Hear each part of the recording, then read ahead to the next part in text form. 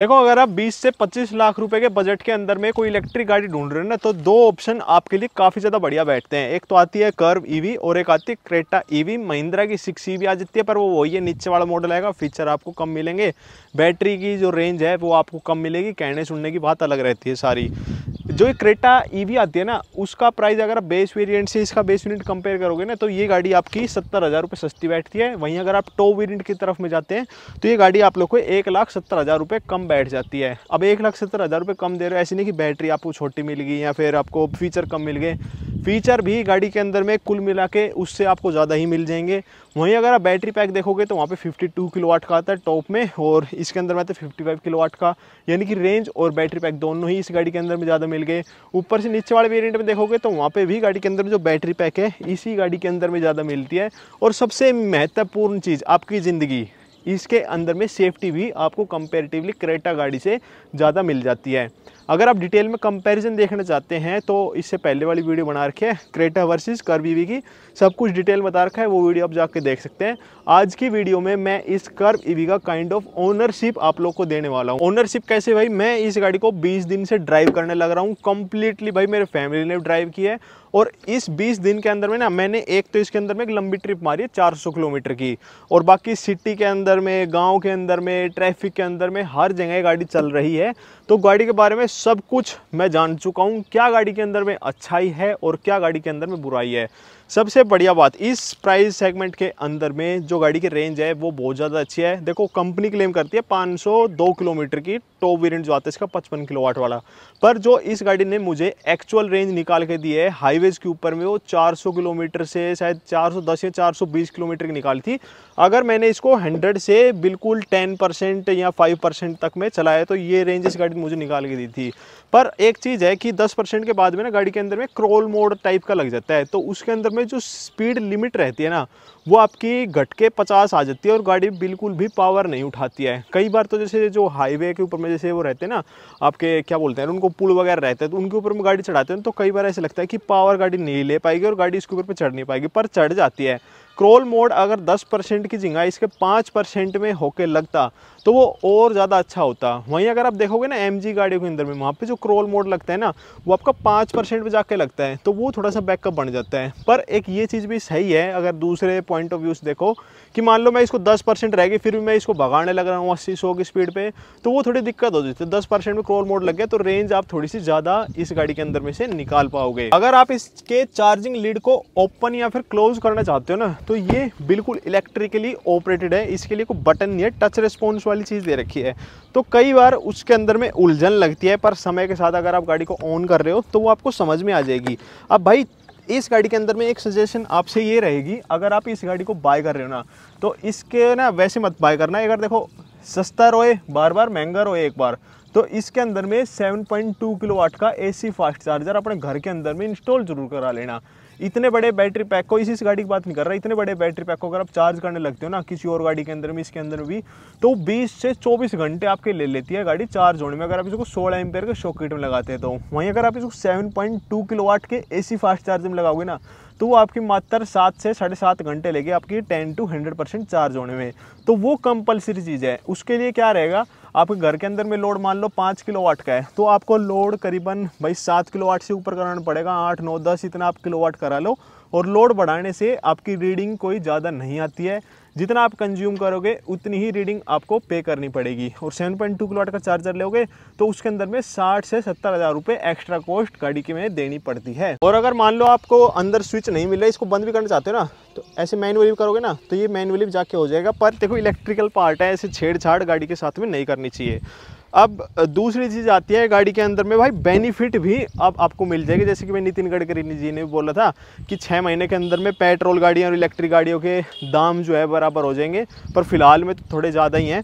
अगर देखो इलेक्ट्रिक गाड़ियाँ आप लेते हो ना, पहले नॉर्मल की बात करते हैं। नॉर्मल अगर आप पेट्रोल डीजल गाड़ियाँ लेते हो 20 लाख तक की वाली, उनके अंदर में जो RTO लगते हैं ना हरियाणा के अंदर में, वो 10% लगता है। पर अगर आप इलेक्ट्रिक गाड़ियाँ लेते हैं, हरियाणा की बात कर रहा हूँ और स्टेट का मुझे पता नहीं है, इलेक्ट्रिक गाड़ियाँ लेते हैं तो यहाँ पे आपका जो RTO कटेगा वो 2.5% कटेगा। यानी कि अगर आप पेट्रोल गाड़ी लेते हो तो 10% के हिसाब से आपका चला गया 2 लाख के लमसम चला गया आपका अगर डीजल गाड़ी में, और इलेक्ट्रिक गाड़ियों के अंदर में 2.5% के हिसाब से चला गया 50 से 60 हज़ार रुपये। 20 लाख तक की मैं गाड़ी की बात कर रहा हूँ, उससे ऊपर में भी इलेक्ट्रिक गाड़ी के अंदर में 2.5% ही कटता है। तो यहाँ पे भी आपका बेनिफिट इलेक्ट्रिक गाड़ी के अंदर में हो जाता है। अब देखो गाड़ी के अंदर में LED हेडलाइट्स यहाँ पे मिल जाती है। इनका जो थ्रो मुझे लगा है नाइट के अंदर में वो डिसेंट है, इतना टॉप नॉच नहीं है। टाटा में ना अधिकतर गाड़ियों के अंदर में जो लाइट का थ्रो आता है वो डिसेंट आता है, इतना टॉप नॉच नहीं आता है। इसके अंदर में थोड़ा सुधार हो सकता था, पर ठीक है यार ये वाली चीज़ दे दी। बाकी कैमरा ऐसा है मानो कि गाड़ी के अंदर में आईफोन फिट कर दिया हो। फ्रंट पार्किंग सेंसर का मुझे कोई यूज़ नहीं लगता है। कैमरा का हाँ थोड़ा बहुत यूज़ लगता है 360 डिग्री कैमरा की अगर हम बात करते हैं तो। और गाड़ी के अंदर में अगर मान लो थोड़ा एक्स्ट्रा सामान आप चोरी छुपे ले जाने चाहते हो, अभी तक में तो काफ़ी पुलिस वालों को नहीं पता होगा, तो इसके अंदर में यहाँ पे भी डाल के आप इजीली ले जा सकते हो। और शायद इसके अंदर में कैपेसिटी भी लिख रहती है 5 किलो तक का लोड जो है ये आराम से ले लेगा। पर इसके अंदर में ना बेशक 10 डालो 20 डालो, पर 10-20 किलो के इसके अंदर में आएगा नहीं। और एक और चीज़ भाई बहुत अच्छी लगी, देखो ये वाली चीज़ आप देख रहे हो, ये इसके अंदर में लगा हुआ है स्पीकर। अब इस स्पीकर का ये फ़ायदा रहता है, मान लो आपकी गाड़ी कम स्पीड पर चल रही है, 20 से कम की स्पीड में चल रही है, तो ये एक धुन सी बजाता हुआ चलता है। इससे जो आस पड़ोस में कोई बच्चे चल रहे हैं या बड़े बूढ़े चल रहे हैं, आदमी जो भी चल रहे हैं, तो सतर्क हो जाते हैं, क्योंकि इलेक्ट्रिक गाड़ी आवाज़ तो करती है नहीं, तो थोड़ी बहुत आवाज़ जो है ये गाड़ी कर देती है। इस वजह से लोग बाग इससे सतर्क हो जाते हैं। तो ये वाली चीज़ भी मुझे गाड़ी के बारे में बहुत ज़्यादा अच्छी लगी। दूसरी चीज़ बात आती है भाई गाड़ी के अंदर में ब्रेकिंग की। देखो जो गाड़ी के अंदर में टायर दे रखे हैं 19 इंच के दे रखे हैं, चारों डिस्क ब्रेक आप लोग को मिल जाते हैं। और ब्रेकिंग भाई एक नंबर की परफॉर्मेंस है ब्रेकिंग के अंदर में, गुडियर के टायर दे रखे हैं। और हाई स्पीड के अंदर में जो स्टेबिलिटी है वो बहुत ज़्यादा अच्छी है। ऊपर से जैसे सस्पेंशन का सेटअप दे रखे हैं भाई, आप सोच रहे हो कि गाड़ी झोल मारती है, नहीं मारती है। हाईवे पे खूब भगा लिया मैंने। हाईवे आपको पता है इंडिया के यूं वाले सारे, एक्सप्रेस वे भी सारे हैं यूं, कभी ऊपर नीचे उछलती उछलती चलती है। या फिर हाई स्पीड आप कर्व में टर्न भी ले रहे हो, तो ऐसा कोई बॉडी रोल गाड़ी के अंदर में नहीं है, कोई भी दिक्कत नहीं है, कोई मतलब ऐसा फटीग सी जो है यहाँ पे फील नहीं होगी, ना सस्पेंशन की वजह से और ब्रेकिंग की वजह से सोचने की आपको कोई भी जरूरत नहीं है। आने वाला टाइम जो रहेगा ना वो इन्हीं फ्लश डोर हैंडल का रहने वाला है। अब कंपनी आपसे 20-25 लाख रुपए ले रही है, तो मेरा मानना ये है इतने रुपए में ये इलेक्ट्रिक वाले होने थे। मान लो आप गाड़ी ने अनलॉक किया तो आपके फ्लश डोर हैंडल बाहर आ गए, तो फिर क्या है थोड़ा सा ज़्यादा कन्वीनियंट होता है इन डोर हैंडल को यूँ करके खोलने का। अब इनको खोलने का तरीका है ये यहाँ से दबाओ फिर यहाँ से करके खोलो, तो थोड़ा सा उलझन सा लगता है मुझे। अगर पर्सनली पूछोगे तो मुझे इतना सही नहीं लगा है। बाकी ये वाली चॉइस होती है ना सही ना सही लगने वाली, विदाउट लॉजिक वाली, खुद की समझ वाली, तो वो सबकी अलग अलग वेरी करती है। भाई मेरे घर में थोड़ा कम ही समझ में आई ये वाली चीज़। अगर हाँ ये इस तरीके से करके खुलते तो मैं मानता हूँ हाँ बिल्कुल सही है रहता। अब दूसरी चीज़ है इसका वाइपर। टाटा में ना अभी तक में ये वाली चीज़ का सुधार नहीं हुआ है कि जो इनका ये पैसेंजर वाला वाइपर है ना, ये देख रहे हो आप अलाइन नहीं है। वैसे आप गाड़ियों के अंदर में देखोगे तो ये अलाइन से रहते हैं। अब इसके अंदर में अलाइन हो नहीं सकता था, पर भाई इंजीनियर किस नाम के जो चीज़ कर ही नहीं पाए, तो ये अगर अलाइन होते तो ये अंदर से निकलता तो ज़्यादा बुरा नहीं लगता। हाँ इनकी पंच आती है, पंच के अंदर में दोनों वाइपर ये अलाइन रहते हैं, तो ये थोड़ा सा इशू गाड़ी के अंदर में आपको मिलेगा। बाकी 186 mm का ग्राउंड क्लियरेंस मिल जाता है, ओके है ग्राउंड क्लियरेंस, इतना ज़्यादा नहीं है कि आप बहुत ऊँचे ऊँचे ब्रेक कर पैसे धड़म भी धड़म उतार दी, तो वो वाली चीज़ नहीं है। अगर आप नॉर्मली गाड़ी को यूज़ कर रहे हो तो SUV है, कोई कूपे स्टाइल है, तो ऐसी कोई दिक्कत इस ग्राउंड क्लियरेंस में नहीं आएगी। वैसे आंकड़े वाइज देखोगे तो 186 mm ही आपको यहाँ पे मिलता है। बात में आपको ध्यान हो तो सब 4 मीटर मतलब एक कॉम्पैक्ट SUV के अंदर में डस्टर आई थी, उसके बाद में भाई कॉम्पैक्ट SUV को लोगों ने इतना पसंद किया, हर कंपनियों ने भर भर के उतार दी। वेन्यू हुई, सोनेट हुई, क्रेटा हुई, मतलब ऐसी तरीके की गाड़ियाँ कंपनी उतारती गई। अब आप अगर देखोगे एरा आने वाले इन कूपे स्टाइल का। अब कूपे के अंदर में आप देखते हो महिंद्रा के अंदर में आ गई 6E, टाटा के अंदर में कर्वी आ गई, हुंडई के अंदर में कूपे नहीं आ रही है, और आपकी किया के अंदर में भी कूपे नहीं आ रही है, सिट्रोइन के अंदर में आ रही है। भाई सिट्रोइन की तो मेरे को ऐसा लगता है पता नहीं, उनकी तो भाई गाड़ियाँ ही सेल नहीं होती है। अब अगला नंबर जो है ना भागने से, इंडिया से भागने का, वो निसान का आने वाला है, रेनॉल्ड्स का आने वाला है, और फिर जो अपनी सिट्रोइन है, ये 3 कंपनियां बहुत जल्द इंडिया से भागने वाली है।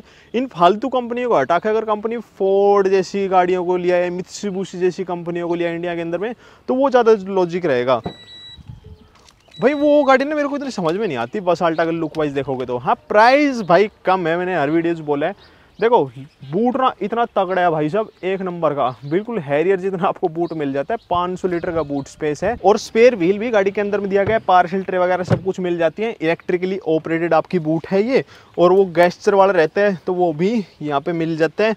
पर वो आज तक इस गाड़ी में नहीं, मेरे को किसी गाड़ी के अंदर में नहीं मिला। पर हाँ अगर मैं थोड़ा और लंबे समय तक चलाऊँ तो वो मानते हैं कि मिल जाएगा। अब देखो एक और मस्त प्रोडक्ट दिखाता हूँ। अब मैंने नया लॉन्च किया है ये प्रोडक्ट, आप समझोगे ना डिग्गी के अंदर में क्या रखा है। देखो ये है डिग्गी के अंदर चीज़, मस्त माल है ये भाई साहब। आपने वोल्वो गाड़ियाँ देखी होंगी ना, वोल्वो गाड़ी के अंदर में क्या रहता है, गेयर नोब जो आता है ना क्रिस्टल वाला आता है। तो अब अपनी नॉर्मल गाड़ियों के अंदर में भी ये क्रिस्टल वाला गेयर नोब इंस्टॉल कर सकते हो। देखो सी टाइप से आपका चार्ज होगा, बॉक्स के अंदर में ही इसका 12 वोल्ट का सॉकेट आ जाएगा, USB भी आ जाएगी सी टाइप वाली, और एक क्रिस्टल वाला गेयर नोब है, यूनिवर्सल है, आयरन मैन के इसके अंदर में लोगो है। बड़ा प्रीमियम सा फील होता है और बड़ा हैंडी सा ये गेयर नोब। अगर आप बाय करना चाहते हो नीचे देखे बोर्ड से नंबर बाय कर सकते हो। पर जिनके अंदर में मान लो यूँ दब के गेयर लगते हैं, मान लो आगे से दब गेयर लगते हैं या उठ के गेयर लगते हैं, तो उनके अंदर में फिट नहीं होएगा। जिनके अंदर में नॉर्मली गेयर शिफ्ट होते हैं ना, बेशक से आपको ऑटोमेटिक ट्रांसमिशन, जैसे अपनी स्कॉर्पियो है ना उसके अंदर में क्या है, ऑटोमेटिक में दब के गेयर लगता है, मैनुअल के अंदर में भी दब के लगता है, तो उनके अंदर में फिट नहीं होगा। भाई मारुति की तो ऑलमोस्ट सारी गाड़ियों के अंदर में नॉर्मल लग जाती है। ऊपर से फॉर्च्यूनर हो गई, फॉर्च्यूनर के ऑटोमेटिक की बात कर रहा हूँ, ऑटोमेटिक के अंदर में सिंपली गियर शिफ्ट होते हैं ऑटोमेटिक में। मतलब आप समझ गए होगी, जिनके अंदर में दब के उठ के नहीं लगता ना, उनके अंदर में जो क्रिस्टल गियर नोब है ना, ये आप इंस्टॉल कर सकते हो। और कोई ऐसी भारी इंस्टॉलेशन नहीं है, सिंपली खुल के ही आपका कस जाएगा। और अगर आप इसको बाय करना चाहते हो, इसका प्राइस मैंने 1299 रुपीज़ रखा हुआ है। ऑल इंडिया डिलीवरी मिल जाएगी, माइक्रोफाइबर क्लॉथ आपको फ्री दे दूंगा, और एक एंटी थेफ्ट नट भी जो है मैंने निकाल रखा है। जैसे ये नॉर्मल नट रहते हैं, इन नट में क्या है, सीधा पाना लाएगा वो खोल लेगा। पर ये एंटी थेफ्ट नट कैसे रहते हैं, ये आपका नट गाड़ी के अंदर में लग गया, अब इसको खोलने के लिए ये टूल चाहिएगा, और यहाँ पीछे की तरफ में आपका पाना जो रहेगा वो नॉर्मली फिट हो जाएगा। तो चोर के लिए थोड़ा सा एक हेडेक भरा काम हो जाएगा, क्योंकि इतने पाने तो लेकर घूमेगा नहीं चोर तो आएगा चटपट खोल के काम रहता है। तो इनसे क्या आपके एलॉय व्हील वगैरह भी सेफ रहेंगे। और अगर आप इसको बाय करना चाहते हो तो इसका प्राइस मैंने 699 रुपीज़ रखा हुआ है, नीचे दिए गए व्हाट्सएप नंबर से ऑर्डर कर लेना। ये ना आपके हुंडई, किया, मारुति, टाटा, इन गाड़ियों के अंदर में फिट हो जाएंगे। बाकी आप अगर ऑर्डर प्लेस करते वक्त में मुझसे पूछ लेना। अगर तो मान लो मैंने गाड़ी के अंदर में सीट पूरी ऊपर कर रखी है और भाई मैं गाड़ी के अंदर में बैठ रहा हूँ, ये इस इसमें नहीं, नेक्सॉन के अंदर में ये चीज़ है। तो बैठते वक्त में क्या होता है कि जो सर है ना वो यहाँ पे लगता है, थोड़ा सा यूँ झुका के से अंदर घुसना पड़ता है। अगर सीट मैंने पूरी नीचे कर रखी है तो फिर भी यूँ है, ठीक रहता है गाड़ी के अंदर में बाहर निकलना और अंदर बैठना। सीट नीचे है, तो अगर ऊपर है तो ये वाली चीज़ थोड़ी सी दिक्कत मुझे करती है। जो स्टीयरिंग व्हील है भाई एक नंबर का है, बिल्कुल सॉफ्ट सा स्टीयरिंग व्हील है। मैंने एक वीडियो बनाई थी क्रेटा वर्सेस कर्व ईवी के स्टीयरिंग व्हील की, तो भाई दोनों के अंदर में ना बिल्कुल सेम से ही है, कहीं 19-20 का ही फ़र्क है, ये थोड़ा सा लाइट आपको महसूस होगा। अब भाई गाड़ी के अंदर में एडास दे रखा है, बहुत अच्छी चीज़ है। देखो वैसे देखा जाए तो सेफ्टी वाइज धुंध में गाड़ी चला रहे हो, पिक के गाड़ी चला रहे हो, चलानी नहीं चाहिए, कहीं आपकी आगे कुछ आ जाए तो एकदम से आपकी इमरजेंसी ब्रेकिंग लगा देगी। पर ना इसके अंदर में ये सीन रहता है कि हमेशा मैं उस एडास को बंद करता हूँ, क्योंकि वो लाइन में अपने आप स्टीयरिंग व्हील को सेंटर करता है, ट्रैफिक में कई बार इमरजेंसी ब्रेकिंग ले देता है, तो वो बार बार मुझे बंद करना पड़ता है जब भी मैं गाड़ी को स्टार्ट करता हूँ। इसकी बजाय अगर ये वाली चीज़ होती ना कि एक बार बंद किया तो बंद है भाई, वो बार बार आपको बंद या चालू नहीं करना पड़े, तो वो वाली चीज़ होती है तो और भी ज़्यादा अच्छा होता। बाकी विजिबिलिटी वाइज ठीक है भाई गाड़ी। वो गाड़ी के अंदर में टच स्क्रीन दे रखी है, वो भाई बहुत अच्छी है, शायद 23 सेंटीमीटर की मिल जाती है, बहुत तगड़ी क्रिस्पीनेस है। और कैमरा की क्लैरिटी देखो एक नंबर की जो है आपको यहाँ पे मिल जाती है। साउंड सिस्टम बहुत मस्त है, सिंगल जोन एसी है, ड्यूअल जोन स्कॉर्पियन के अंदर है, मैंने तो आज तक यूज़ किया नहीं, तो सिंगल जोन भी है, वो भी मोर देन इनफ है। वायरलेस चार्जिंग यहाँ पे दे रखी है, ये भी भाई बढ़िया चीज़ है। गेयर नोब आपको बिल्कुल वो रेंज रोवर वाला दे रखे, इलेक्ट्रिक पार्किंग ब्रेक, ये भी बहुत अच्छी चीज़ है। पर ये इलेक्ट्रिक पार्किंग ब्रेक का भाई ये सीन रहता है, मान लो आपको चलती वक्त में आपने ये लॉन्ग होल्ड कर लिया नहीं ऊपर, तो आपके हैंड ब्रेक एकदम से लग जाते थे, तो कहीं ना कहीं इनको बच्चे से बचाना पड़ता है। तो हर चीज़ के साथ में पॉजिटिव नेगेटिव दोनों चीज़ें होती हैं, पर ये ठीक दे रखा है। पोजीशन वगैरह फर्स्ट रो के अंदर में चाहे ड्राइवर हो चाहे पैसेंजर हो, कंफर्ट यूँ है आपको काफ़ी बढ़िया लगेगा। और एसी की कूलिंग है ना, अभी तो आपको पता है बहुत तगड़ी गर्मी चल रही है, अगर आप अगर एसी की कूलिंग देखोगे ना तो वो भी गाड़ी के अंदर में फर्स्ट क्लास होती है। अब जैसे मान लो आप गाड़ी के अंदर में सी टाइप शॉक किट लगाना चाहते हो, तो यहाँ पे लगाने के लिए आपका जो चार्जर रहता है ना वो आगे इसी तरह से रहता है। तो इसके अंदर में जैसे जैसे मान लो हमारे तो पतले पतले हाथ हैं, पर फिर भी थोड़ी सी ना दिक्कत होती है यूँ हाथ अंदर घुसा के इस सी टाइप के शॉक किट के अंदर डालने के लिए। देखो आपको दिख भी रहा होगा, यहाँ तो यूँ डलेगा, यहाँ यूँ डलेगा, तो थोड़ी सी दिक्कत होती है इसके अंदर में। तो ये वाली चीज़ थोड़ी सी ऊपर होती है या इस साइड होती तो ज़्यादा बढ़िया रहता। बाकी काम तो इंजीनियर किया है, हमारे जैसे तो बस यूँ नुक्स ही निकाल सकते हैं क्या अच्छा है क्या हो रहा है। अब भाई कूपे स्टाइल है, मतलब पीछे से आपको एसयूवी फील दे रही है, सेडान भी फील दे रही है, तो कहीं ना कहीं गाड़ी का हेडरूम जो है पीछे से कम हो जाता है, पर इतना भी कम नहीं रहता कि आप बुरी तरीके से बैठो घिच पिच होकर बैठोगे। कंफर्ट वाइज अगर आप देखोगे ना इस तरीके से बैठ रहे हो ठीक है। अगर आप आगे होके बैठ रहे हो ना, ये देखो आगे होके बैठ रहे हो, थोड़ा सा टच होता है पर इतना कोई वो दिक्कत भरा नहीं रहता, क्योंकि हर टाइम तो आप ना आगे होके बैठोगे ना पीछे होके बैठो, कभी कैसे तो ठीक है 6 फुट के अकॉर्डिंग देखोगे। और जो सीट है ना ऑल द वे बैक कर रखी है, उसके बावजूद नी रूम ठीक है, लेग रूम मस्त है।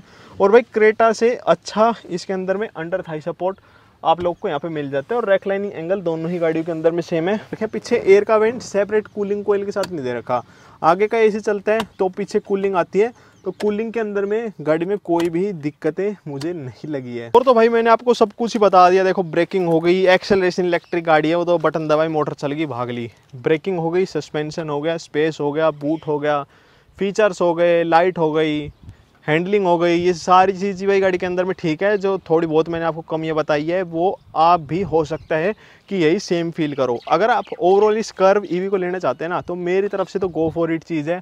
बाकी पैसा आपका है, स्पेंड आपको करना है, आप जानो आपका काम जाने। जय श्री राम। बाकी देखो पैसा आपका है, आप खूब सोच समझ के इन्वेस्ट करना, क्योंकि गाड़ी आपको लंबा चलानी होती है। इलेक्ट्रिक गाड़ी ऐसे तो है नहीं कि 10 साल चलाई और गाड़ी बेचती, बाकी ज़्यादा पैसे हैं तो वो आपकी समझ है। जय श्री राम, जय बजरंगबली।